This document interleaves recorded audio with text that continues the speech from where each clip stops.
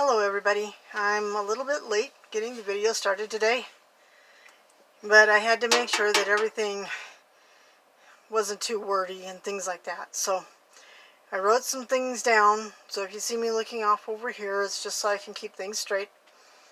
I hope this finds everybody doing well today, and let's get started. I entitled this one Stuff Happens, because, well, let's face it, stuff happens.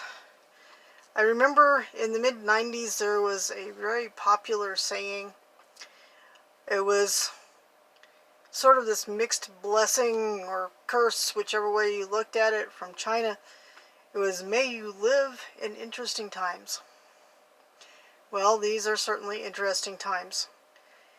History tells us that there have always been interesting times. Every age, every generation has its interesting time. Its turmoils and triumphs and disasters and wonderful art that came out of a lot of this. Sometimes do get to be just a little bit more interesting than other times. So I'm going to ask you, are you ready for these interesting times? People have asked me in the past whatever got me into prepping or preparedness, or long ago in the 80s they called it survivalism. I never really thought about it because I was a country kid. I grew up with a bit of a food storage. We had to have at least enough on hand to go through a winter without having to go to the store too much, because we lived 22 miles away from town, and our grocery trips were usually once a week, and my mom had this list that she would go by very specifically because she was keeping to a budget.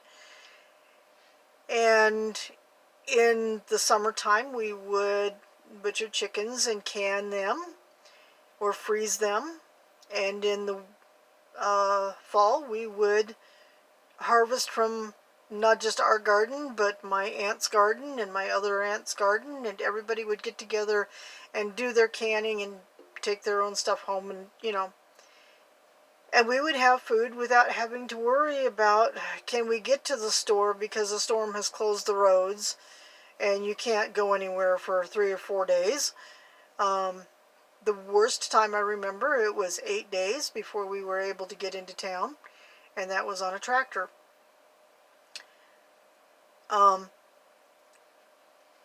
As I got older and into, I worked with, volunteered with Red Cross for a while, and we worked with Wyoming Emergency Management, and I learned a lot of things about how disasters work and how events can happen, so that you aren't, to realize that you're not always prepared for what might come along. It can be a flood or a fire or a blizzard,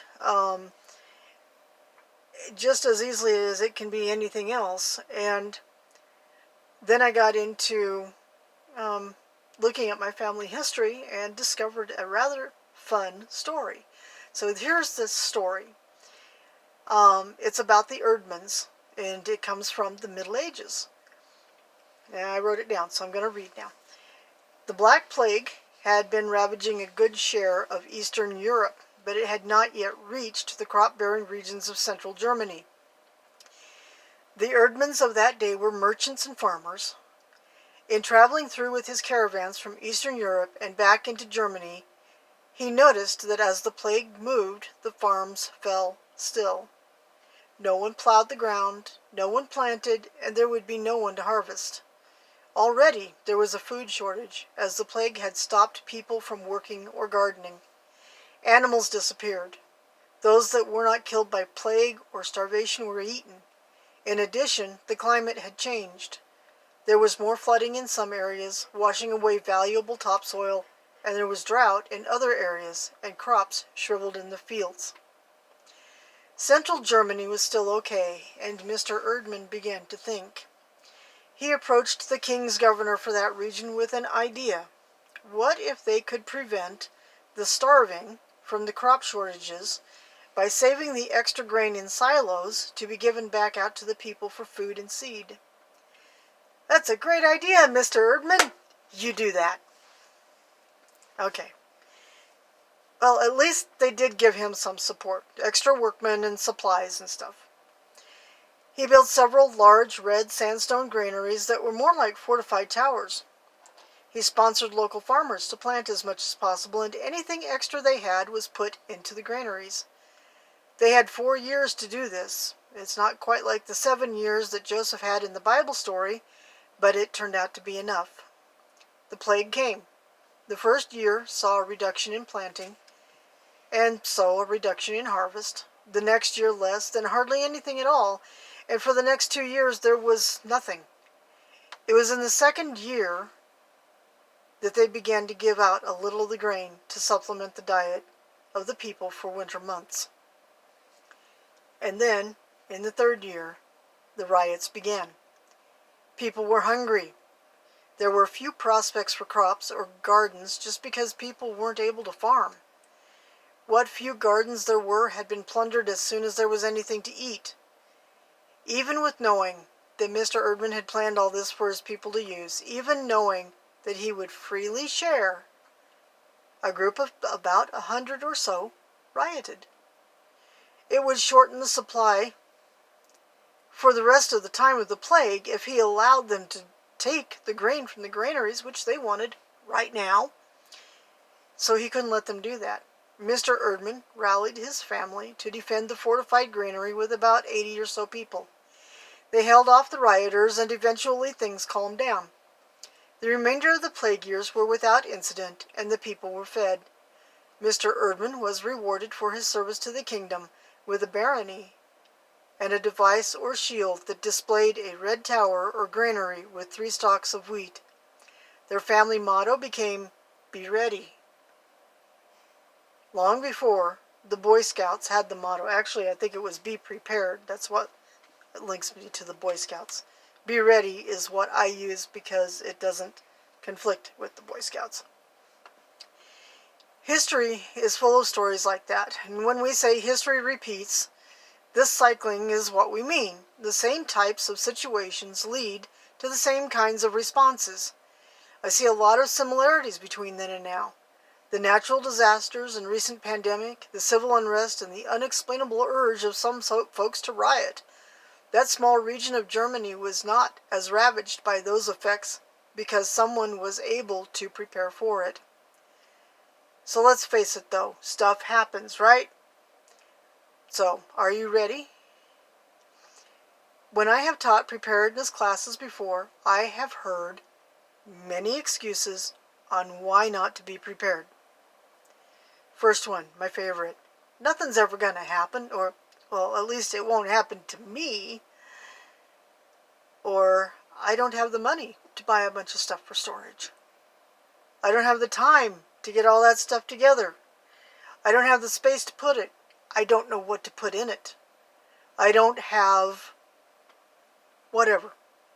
Fill in the blank. My personal favorite, I'll just let Jesus do it. I will be dealing with that in a future video, by the way. And finally, the world is going to heck anyway. I'll just go with it. Being ready isn't about being a survivalist with all the latest gear or hoarding stuff that you'll never use. It's about not having to worry about your next meal or your safety or if you'll be warm this winter if something happens. It's not about surviving the nuclear apocalypse complete with zombies and marauding hordes. Well, maybe a little. But the most stuff to happen is smaller than that. It's more mundane. Job loss due to layoffs or business shutdowns, accident or illness that affects the main wage earner, family emergencies, economic downturns. Natural disasters can happen suddenly, and you always pray that you aren't the one in their path. But after that, what if you then had the means to help those who were? Mr. Erdman didn't do what he did for the recognition. He did it because he felt a responsibility to the people who were his support system. These were his customers, fellow merchants, farmers, and craftsmen. They were the support of his community and the reason that he was successful. And I do know that not everybody has the means of getting ready for things when you don't have a lot of money or space or time to do it. Mostly, I just want people to know we don't have to be afraid. There will be an end to this current situation. History might repeat itself, but remember that every generation has its golden moments too. That's all I have to say for now. Be safe, be ready, and be blessed. Thank you.